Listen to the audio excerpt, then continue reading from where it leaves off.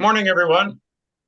I'd like to call the meeting to order and acknowledge that we are in Treaty 1 territory, the home and traditional lands of the Anishinaabe, Innu, and Dakota peoples, and in the national homeland of the Red River Métis. Our drinking water comes from Shoal Lake 40 First Nation in Treaty 3 territory. My name is Bill Moreski. I will be chairing the panel as well as this meeting. And with me on the panel, joining via Zoom, is Mr. Brian Carlin and Ms. Linda McFadden. Our assessor this morning is Mr. Travis Gretchen, and our administrative person is Mr. Tristan Bredan. We will be hearing applications for revision of the assessment roll in accordance with the Municipal Assessment Act. The matters for which revision is requested have been described in each application, and we will limit discussion to those matters. The statements that are made at this hearing are sworn testimony, and anyone speaking to the matters must be sworn in. Be advised that comparisons of assessments of properties are not considered evidence of market value by the Board of Revision. The Board of Revision is appointed annually by council and is independent of it and the city administration. It makes its decisions on the basis of the evidence provided at this hearing and issues a written order that will be mailed to all parties as soon as possible. Please note that the board's decisions with respect to an application may be appealed to the Manitoba Municipal Board if the matter pertains to assessed value or classification, or to the Court of King's Bench if the matter pertains to the application of exemptions from taxation. Should you wish to appeal, information on how to do so will be included with the board's order. With respect to the hearing process, I will confirm the points of appeal with your property to be addressed with each applicant following the swearing in. We will then have the assessor's testimony followed by questions that the applicant may have, and then the applicant's testimony followed by questions. Each side will have an opportunity to summarize if they wish. Once all of the evidence about an application has been brought forward, the applicant may leave. The process will repeat for each item on the docket today. The session will close after all the applications have been heard, and the board will deliberate in private and make its decisions. You will receive the board's decision by registered mail as soon as possible. As information, all public hearings are live streamed, recorded, and will be part of public record. We will be hearing items 2 and 9 on our docket today. Mr. Bredan, please affirm the assessor's and the applicant's testimony. Of course. Mr. Assessor, please state your full name. Travis Gretchen. Do you affirm that the evidence you're about to give at this hearing is the truth, the whole truth, and nothing but the truth? I do. Okay, thank you. And Mr. Sharples, Mr. Applicant, can you please state your full name? Grayson Sharples. Do you affirm that the evidence you are about to give at this hearing is the truth, the whole truth, and nothing but the truth? I do. Thank you. Thank you. Okay, our first property on the docket today is item number 2, 41 Oldmans Creek Boulevard. This is an application for revision of liability to taxation, amount of assessed value, and classification of property. Are there any preliminary issues before we get to our presentations from either party? No. I'm pretty sure it's just the value under appeal though. The class and liability I believe was no longer under appeal. Okay. Yeah, that's correct. The class and liability should have been withdrawn. Okay. And that will apply also to the second property on the docket today? Yes, correct. Okay. If there are no preliminary issues, then Mr. Gretchen, you may begin your presentation. For item 2, the file number is 24-942.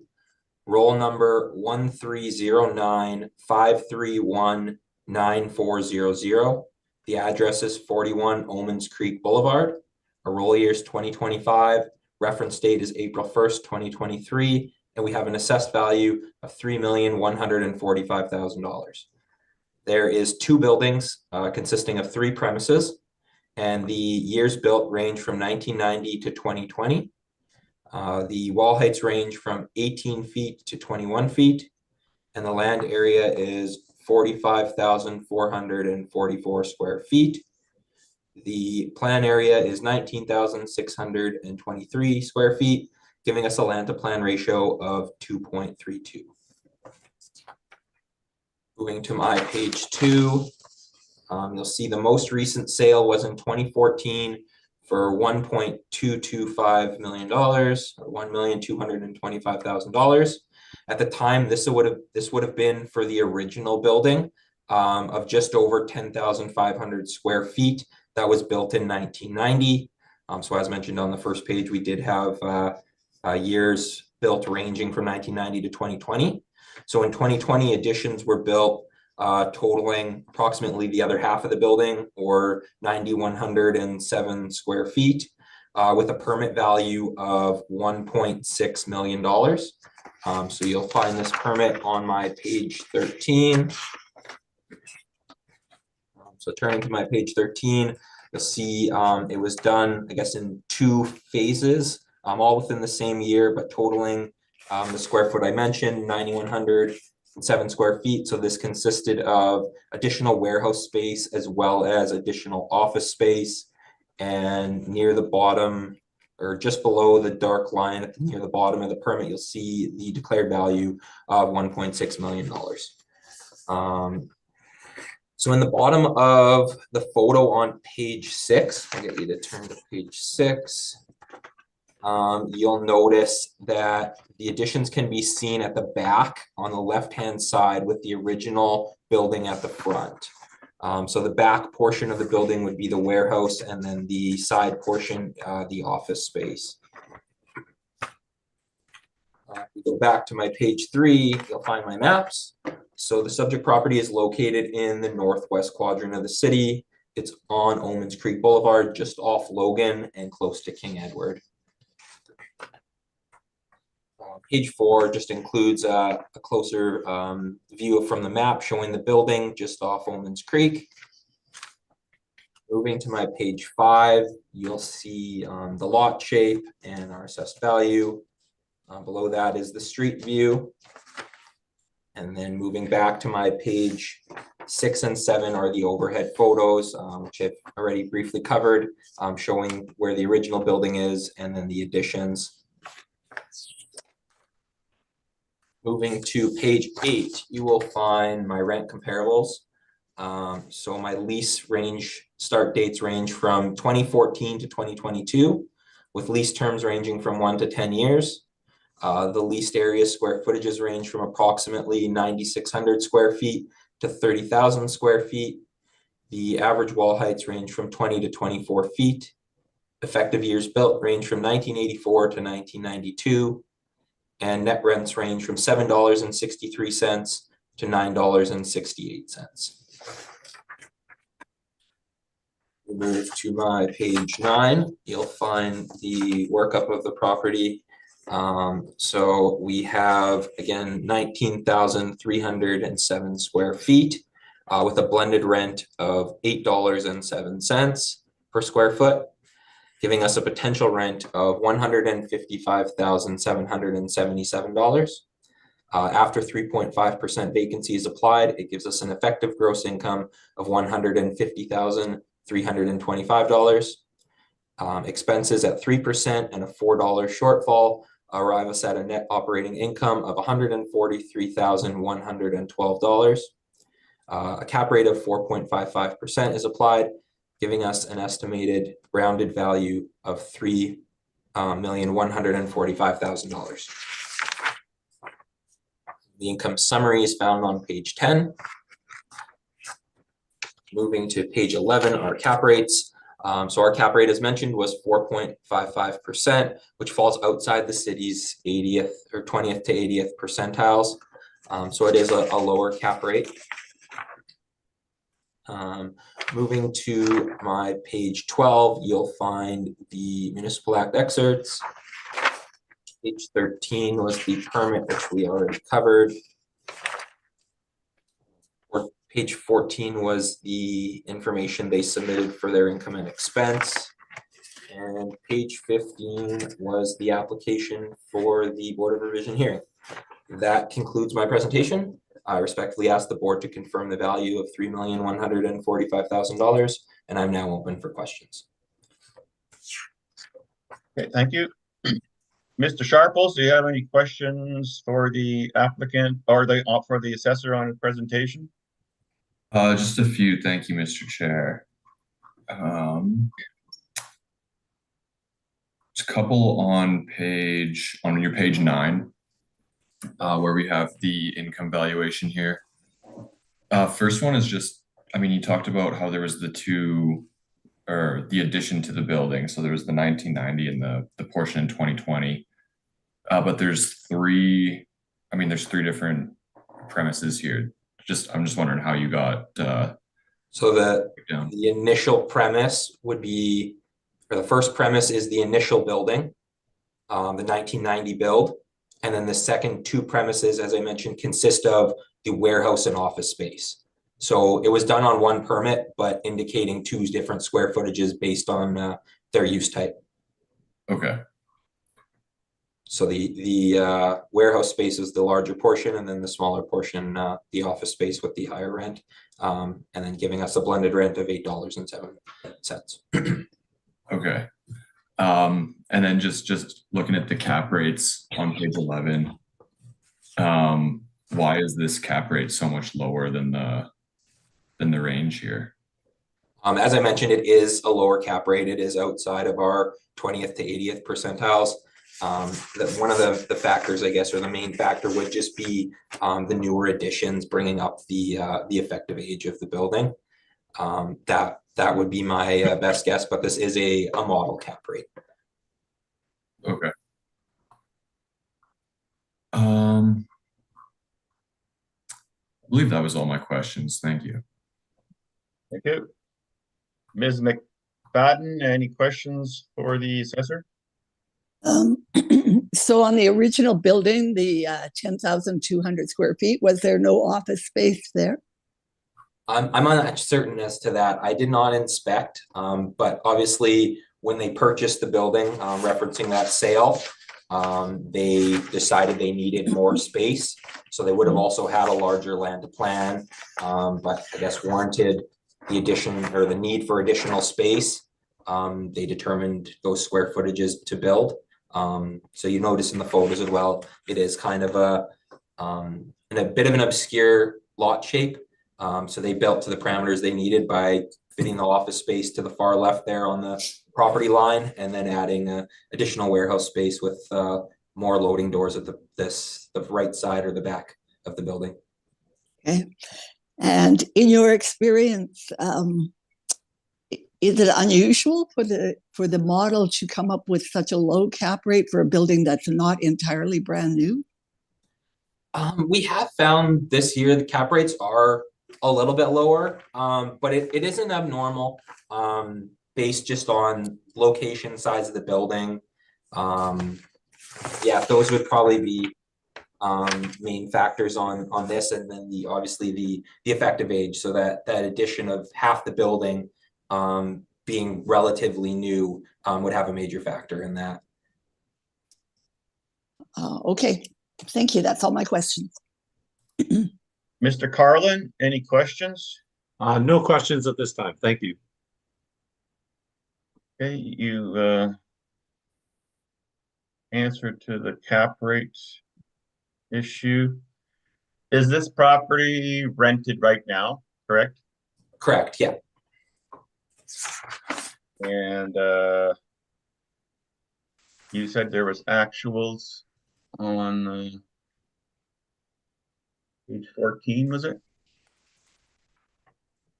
No. The page 14 is the information that they supplied for their income and expense. So I was just saying that they're compliant in submitting their income and expense. These aren't actuals used in our model.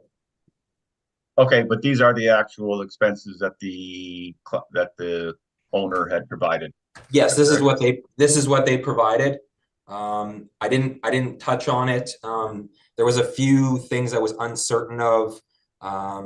Going towards the bottom, there was something called gain on sale of property. I wasn't sure what that was.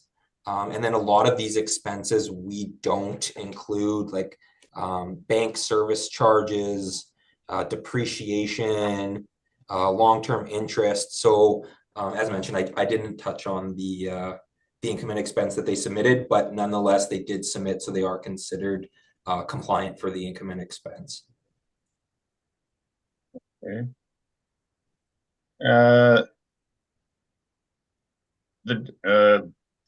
Would it be fair to say that the new and the old is about 50-50 in area comparison? Yeah, just under. The original was 10,200 and the new is 9,107. So, just a few hundred square feet. Okay, and other than the age of the two areas, the old and the new, is there any significant differences between the two buildings? Not Or that are I'm they aware of. built the same way, basically? Yeah, the wall heights were very similar. I was on my page 1, 18 to 21 feet for wall height. Okay, I don't believe I have any more questions. All right, thank you, Mr. Chair. Then, Mr. Sharples, you may begin your presentation. Thank you, Mr. Chair. I'll just begin on page 3 of our submission. So yeah, the current assessment amount is for $3,145,000. And we are requesting the board consider reducing this to $2,482,000.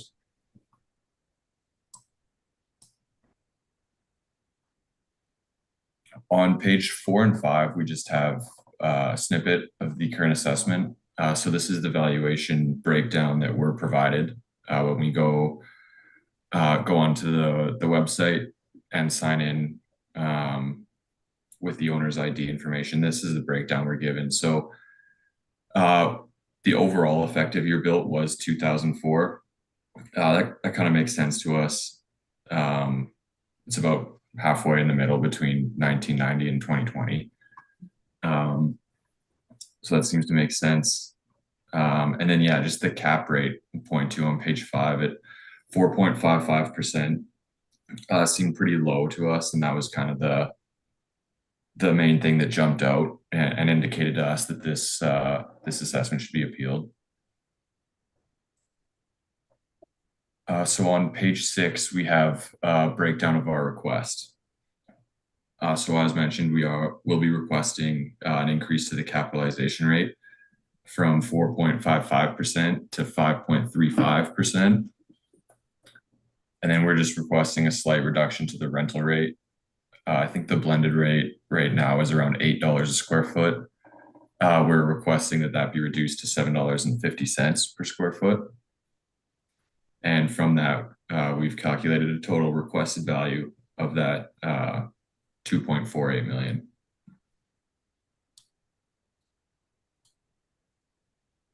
Page 7. Okay. Oh, sorry. Oh, page 7. We just have the assessment map and some satellite imaging, and then some more photos of the building on page 8. So on page 9, we're taking a look at the sales. So the current assessment was at $163 per square foot. We tried to pull newer sales of similar properties in the area. These are the best or the newest closest in terms of size and kind of location and stuff.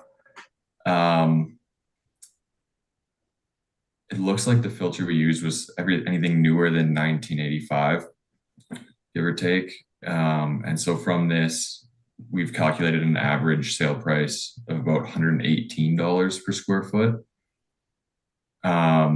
So based on this, we do believe that the current assessment is too high, and the value we're requesting is equal to $129 per square foot, which we do believe aligns more reasonably with these sales.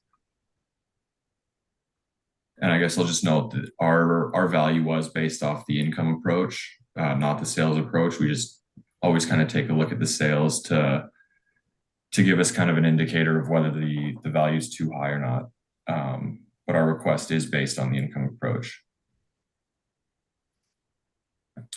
Starting on page 10, we just have street view photos of the sale comparables that we've used.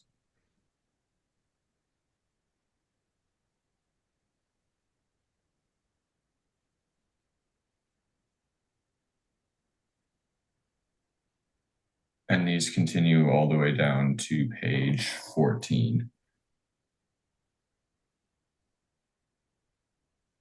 And I guess can note here that we do have the sale of the property itself included.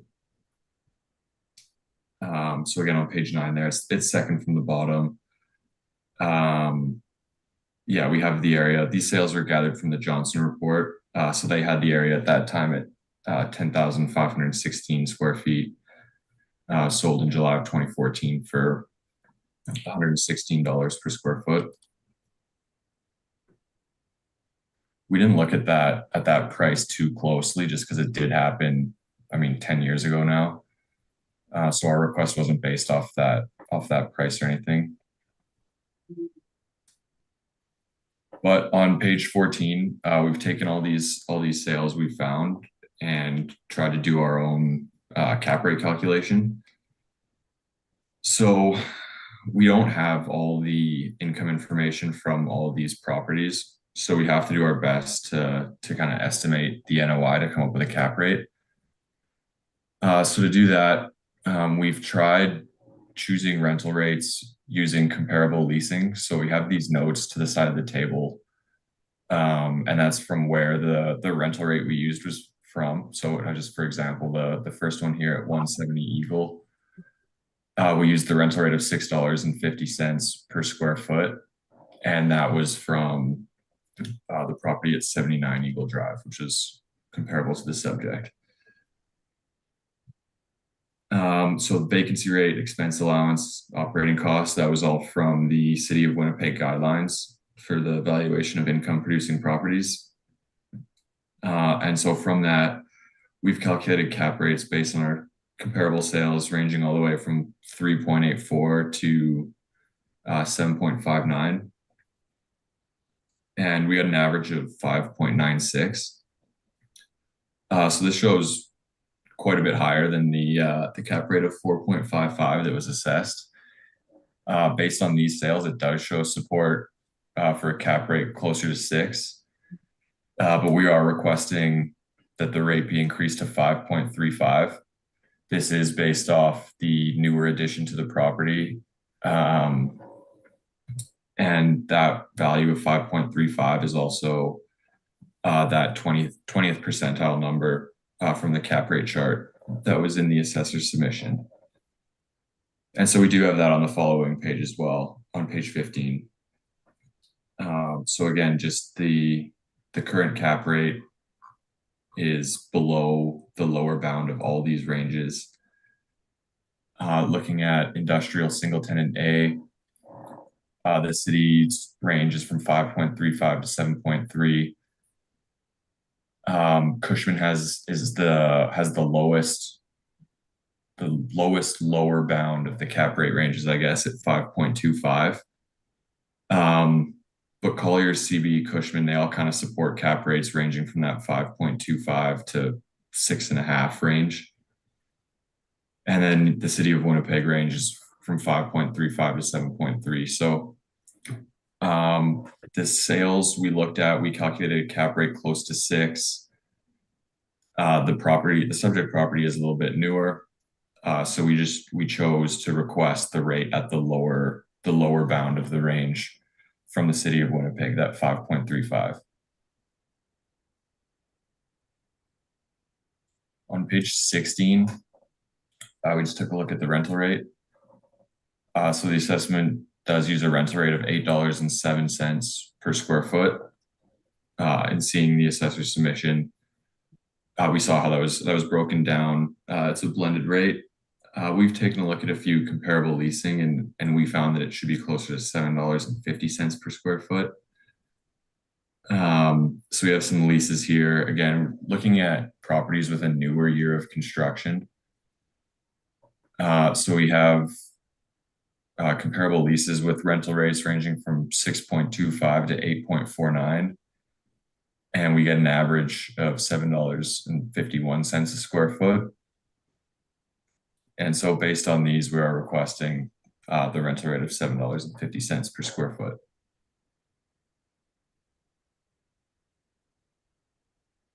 And then starting on page 17,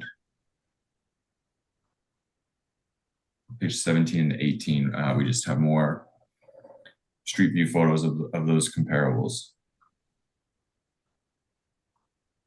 So to summarize, on page 19, sorry, we were requesting a slight adjustment to the rental rate to $7.50 per square foot, and an increase to the capitalization rate from 4.55% to 5.35%.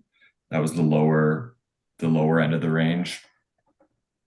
And from that, we've calculated a value of $2,482,000. And we would ask the board to consider this evidence in reducing the value. Thank you.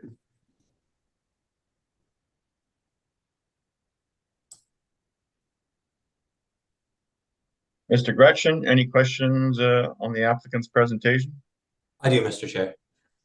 If we could go to your page 9, you had mentioned that we are calculating the assessed value based on the income approach, but you did include comparable sales. I just wanted to point out or ask, some of your sales are quite dated, 2014, 10 years ago.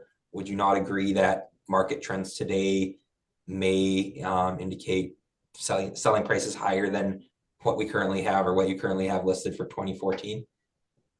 Yeah, I would agree. Which would then bring your average price per square foot up. Yeah, it would. There weren't many sales of properties that were this new. So we did have to go a little bit further back to look at some sales, but yeah, you're right. Yeah, I just wanted to point that out. As mentioned, we are basing on the income approach, so its sales approach isn't overly applicable. But I did notice that some of the sales were older, and I just wanted your opinion on that. Moving to your page 14, I also had a couple questions regarding your cap rate calculations. So I quickly looked at your first one, 170 Eagle Drive. I'm just a little bit uncertain as how do you go about deciding which lease to pull a rent from? So you said you're pulling 650 from 79 Eagle Drive. How do you determine which property to pull a lease value from? Yeah, so we have our leasing database. First thing I did was kind of just pull up everything along Eagle Drive, and then kind of just look at similar properties like in pretty close proximity. So that's why, like for 170 Eagle, we used 79 Eagle. Yeah, the Logan Ave one was 2 properties on Logan. Yeah, I guess just going back to the question regarding like how you choose or which one you choose. I mentioned I quickly looked into it. Like 170, for example, is a single tenant storage warehouse with 35,000 square feet approximately. And 79 is a multi-tenanted flex warehouse, so different building style and use. and is double 61, that just over 61,000 square feet. So to pull a rent from, one type of building and apply it to another to determine the cap rate, I'm not certain how accurate it would apply. Yeah, I mean, it's a fair question. I mean, we've tried to play around with this a little bit. We've had some submissions where we've used the requested rate for everything or the assessed rates and stuff. So yeah, again, it's tough when we don't have the actual financials. Yeah, we kind of just went for location for these comparables, and we did try to have the properties be as similar as possible, but yeah, there perhaps could have been better comparables to use, but based on what we had, this is the best we could do. Right, that's it for cap rate. Just one other thing on your page 16, same kind of thing. You did include 4 comparables for leasing. I noticed your comparables are significantly larger than the subject property. Was there no other comparables available to you, or did you feel that these accurately represented the subject property? Yeah, reasonably. Again, it comes down to the year built for us, so we wanted comparables that were similar in terms of that. So yeah, we do think they're all comparable in terms of that. I mean, otherwise, in terms of size, the one at 15 Winfield Way would definitely be the closest comparable. I guess the subject was 19,000 square feet. So this one is the closest comparable, and it is at $7.55 a square foot. So I do think that one kind of lines up with the request as the best comparable. But yeah, I understand your point about the building areas. We just kind of prioritize the year of construction in determining these comparables. Okay, and I would agree that 15 Winfield is probably your best comparable, but for 190 Omens Creek as a comparable at 58,000 or just over 58,000 square feet, due to economies of scale, would you not agree that the $6.25 rent would be probably a lot higher, but at least a little bit higher, based on subject similar or a property similar to the subject? Yeah, a little bit. 625. Yeah, I still think it is bigger. To that point, I think 750 would still be reasonable if it were similar size. Okay, and then to add to that, are you aware of any step-up leases on any of these properties where the lease date you have maybe a little bit older, 2017, 2018, and there may be new higher rents in place? That's entirely possible. And that's all my questions. Thank you. Mr. Carlin, any questions for the applicant? I do not. Thank you. Ms. McFadden, any questions? No, mine have been asked and answered. Thank you. As have my questions, I believe, have been answered. Oh, no, just a second. I got something for your parables.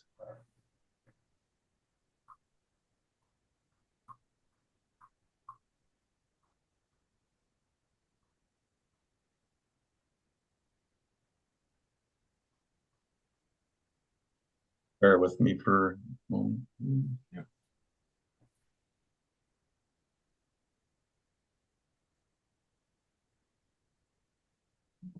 Just again, getting back to the sales comparisons. I'm just looking at these buildings. I'm just wondering, just in general, why you chose these properties, because they don't really look like the subject property for me. Yeah, it's a fair question. We looked at a few things. Number one was the year built. So again, we had the effective year built of 2004. That was 1990 and 2020. The breakdown we received, we didn't know that was two different portions at 1990 and 2020. So we only saw it as 2004. So we tried to pull the newest properties that were available to us. So I think we looked at everything newer than 1985, tried to find stuff that was reasonably similar in area. And this is a list that we were able to pull together. So again, like they do go pretty far back in time. That's just because there hadn't been a whole lot of newer warehouse sales. Okay, thank you. No further questions then. Gretchen, anything in the summation? No, thank you, Mr. Chair. Mr. Sharples, anything in summation? No, I'm good. Thank you, Mr. Chair. Okay, that then will conclude this property, 41 Old Man's Creek Boulevard. So we can move to item number 9 on the docket, 1240 Sherwin Road. This is an application for revision of the amount of the assessed value. There is a non-co-op issue with this. Is that correct, Mr. Assessor? That is correct. Yeah, we have an issue of non-compliance for 1240 Sherwin Road. Okay, are there any other preliminary issues from either party on this other than that? Not that I'm aware of. I believe, once again, class and liability was withdrawn. Then if you can just read in the information, basic information for it, and then proceed to your non-co-op, and we will deal with that issue first and deliberate on it, and then we move to the entire presentation. Okay. Sounds good. All right. For this item, the file number is 24-539. Roll number 07569136200. Address 1240 Sherwin Road. Roll year 2025. Reference date April 1st, 2023. And we have an assessed value of $2,167,000. Going to the bottom of my page, you will see the recommendation for non-cooperation. If you turn to my page 12, you will find the letter that was mailed out for the city or by the city of Winnipeg requesting information. So this would be the second letter sent out, and it is a certified letter. You'll find the tracking number at the top of the page. Page 13 and 14 include the mailer that would have been sent out. So it is a blank mailer, obviously requesting them to fill out and submit. If you move to my page 15, you will find the tracking information from Canada Post with a matching tracking number showing that it was delivered and signed for on June 12th. And on page 16, you will find again from Canada Post the signature signing for such document. So as mentioned, the document was signed for and delivered, but was not submitted at the request. And for that reason, we are seeking non-compliance. And that concludes my presentation on non-compliance. Okay. Mr. Sharples, do you have any questions on the matter? I don't. Thank you, Mr. Chair. Ms. McFadden, any questions on it? I do not, thank you. Mr. Carlin, any questions? I do not either. Thank you. And I do not have any questions. Then we will, Mr. Verdant, we will go in camera. Sounds good.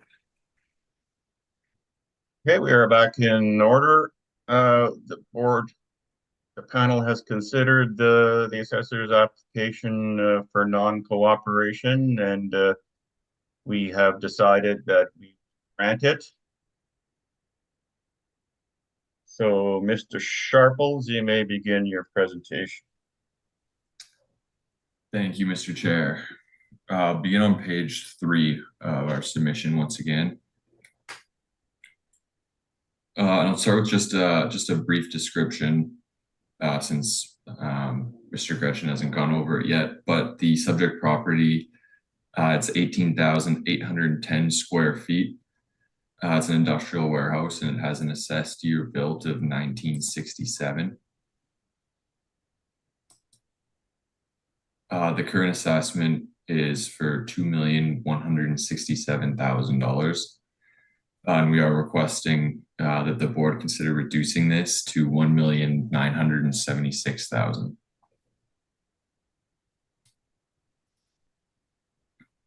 On pages 4 and 5, we again just have the assessed income breakdown.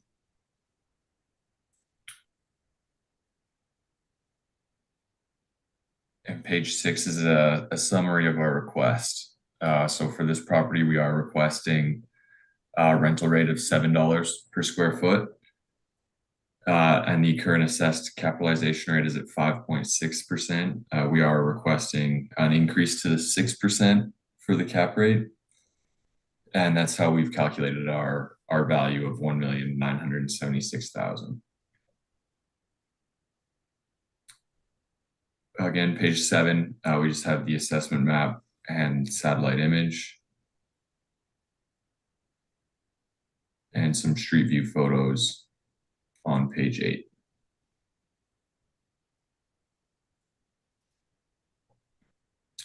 So our valuation begins on page 9. Once again, first thing we do is kind of take a look at the sales. So we've identified more for this one than the previous property. Fortunately, with this one being built in 1967, there were a lot more comparables that were closer. So we've identified the comparables here. They go back to 2018, and they range from, we have the one at 725 Century, which was quite a bit lower at $66 per square foot. And they go all the way up to about $130 a square foot. And the current assessed value is at $115.20 per square foot. So based on this, we do think the value should be closer to 109, 110. So we do believe based on this, the current assessment is too high. And then we'll just point out it is 4 from the bottom. The subject property was purchased in July of 2018 for $2.1 million. And so that's a value of $111.64 per square foot.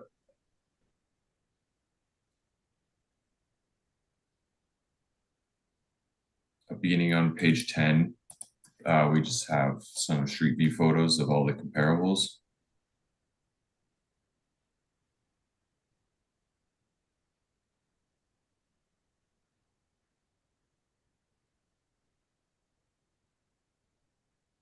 And those continue all the way through until page 15.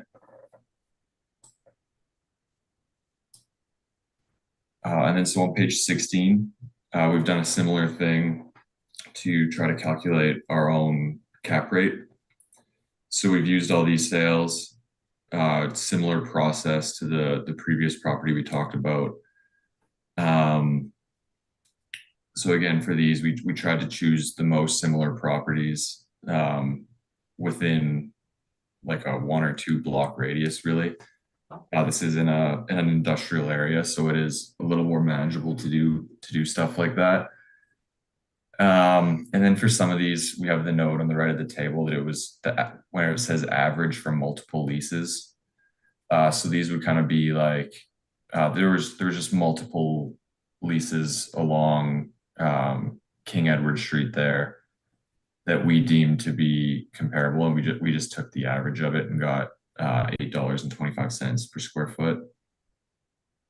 And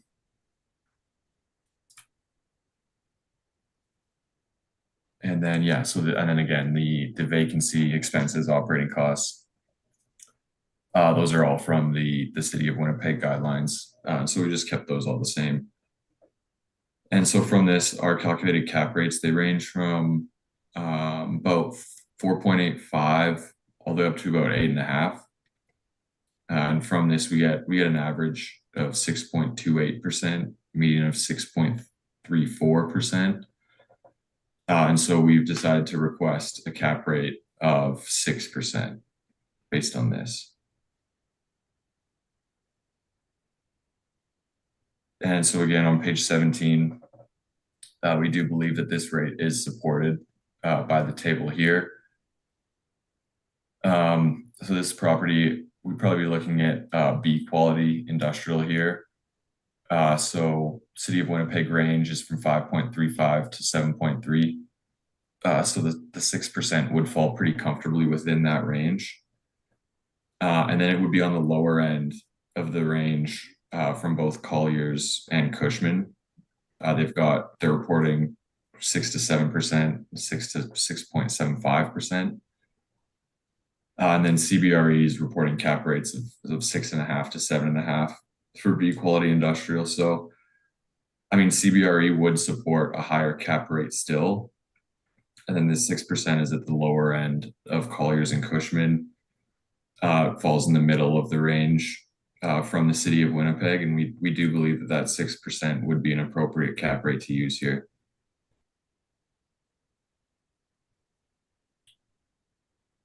On page 18, we've taken a look at comparable leasing again.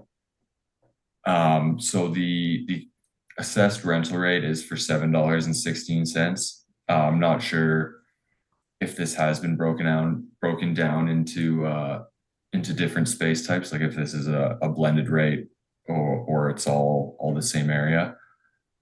But we have pulled the leasing below, and we get an average rental rate of $6.98 per square foot, median of 7.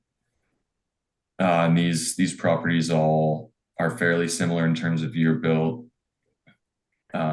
fairly close in terms of leasable area. And they are in proximity to the subject, I believe. So from this, we get a rental rate of $7 per square foot. And then starting on page 19, we have the street view photos of the comparables.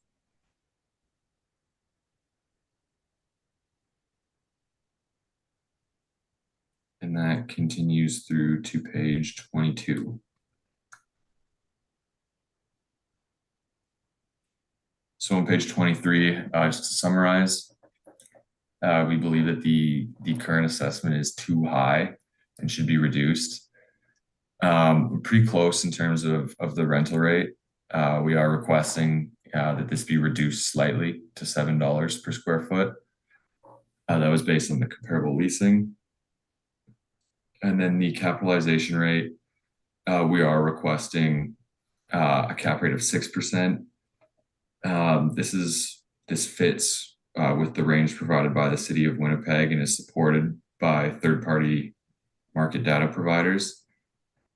And so from that, we've calculated a value of $1,976,000, and we would ask the board to consider reducing the assessment value. Thank you.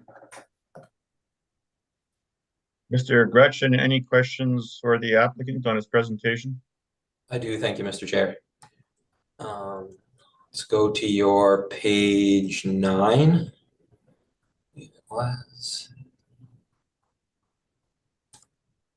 Yeah, once again, your sales valuation, we are assessing based on the income approach. But I did notice, or you did mention, that you included the subject property sale. Would you not agree that, what year was the sale again? 2018, an increase of only $67,000 from 2018 to today would be reasonable based on market trends? Based on market trends, yeah, it would probably be reasonable. There were maybe some other factors that went into the sale or the purchase price, or I mean, it's definitely possible that, I mean, if you just look at the market trends, that looks reasonable, but maybe there's some other stuff going on is all I'm kind of saying there.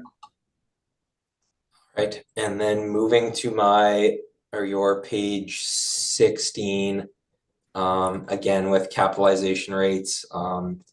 It's same kind of thing as the last property, pulling leases from random, or I'm not entirely sure on how you choose which lease to pull a property, or which property to pull a lease from for your comparable rental rate, but you did include the subject 1240 Sherwin.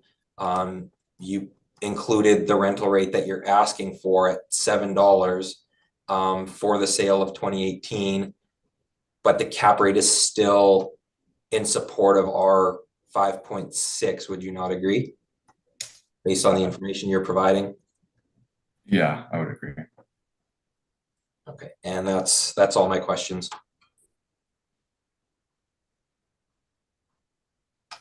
Ms. McFadden, any questions? I have no questions. Thank you. Mr. Carlin, any questions? No questions. Thank you very much. And I have no questions.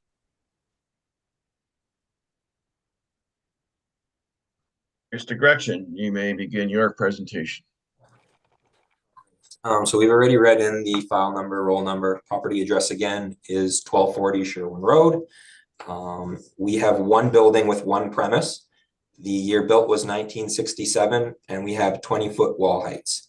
The land area is 59,823 square feet, and the plan area is 18,810 square feet, giving us a land to plan of 3.18.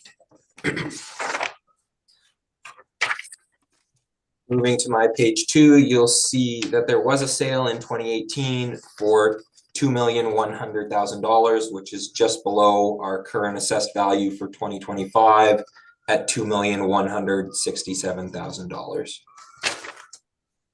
If you move to my page 3, you will find my maps. So the subject again is located in the northwest quadrant of the city. It's on Sherwin Road, just off Notre Dame and close to Route 90.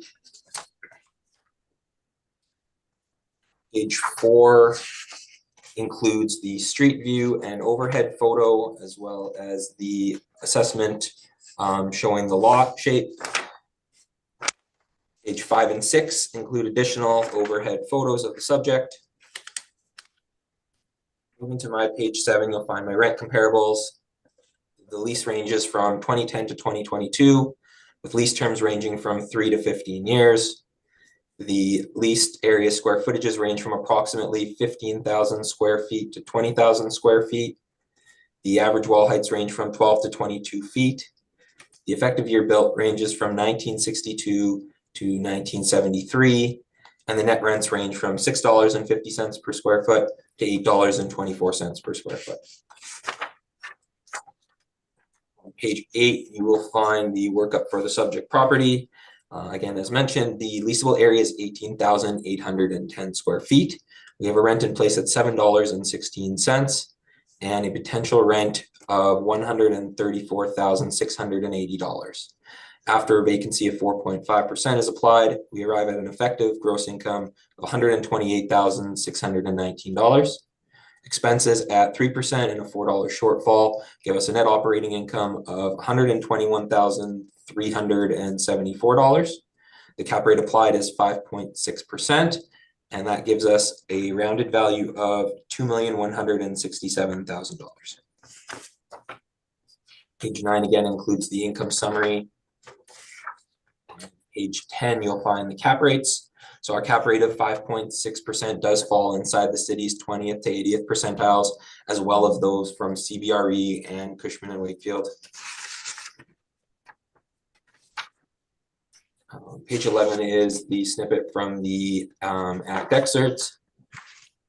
Page 12 to 16 was the non-compliance information that we already covered. And page 17 is the application for board of revision. Again, that concludes my presentation. I find the value of $2,167,000 to be fair and equitable, and respectfully ask the board to confirm this value. And I'm now open for questions. Thank you. Mr. Sharples, any questions for the assessor on his presentation? Just a few, thank you, Mr. Chair. Just looking at the rent comparables on page 7.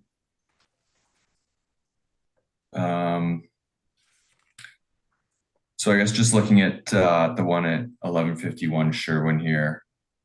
Would you agree that this lease was expired at the valuation date of April 1st, 2023?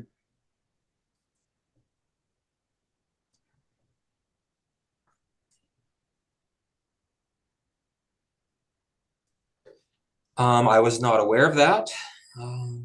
Based on our lease information here, shows a 5-year lease. I'm not sure why it says 4 years, 12 months. So that does take us into 2023. October, yeah. So our reference date's April, so it should still be applicable. It would be 2022 though, right?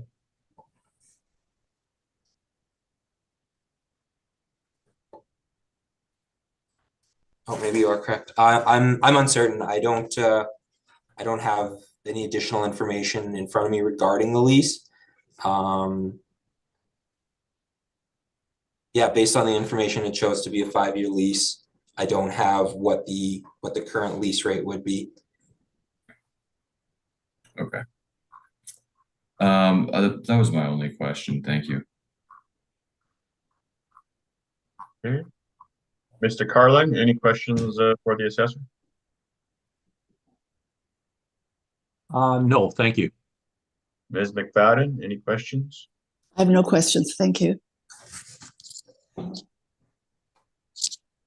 And of course, you did not provide any income, it didn't get any income and expense from the client, correct? Correct. Yeah. Hence why we're seeking non-compliance.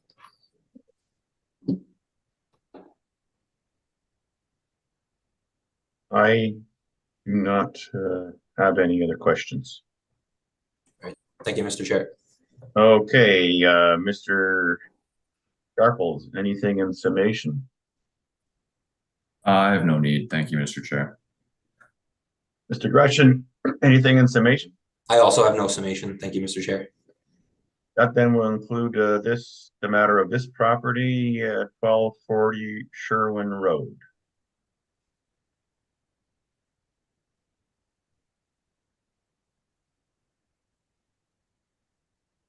Something wrong with my mouse here today, sorry.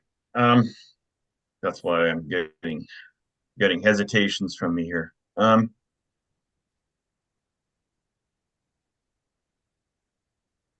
We have heard all of the items scheduled, and this hearing is now adjourned.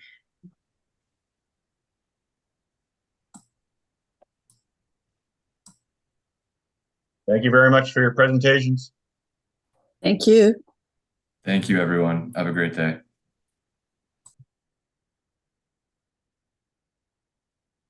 Does anybody need a short break? 5 minutes? I'm good. You're good. I'm good as well.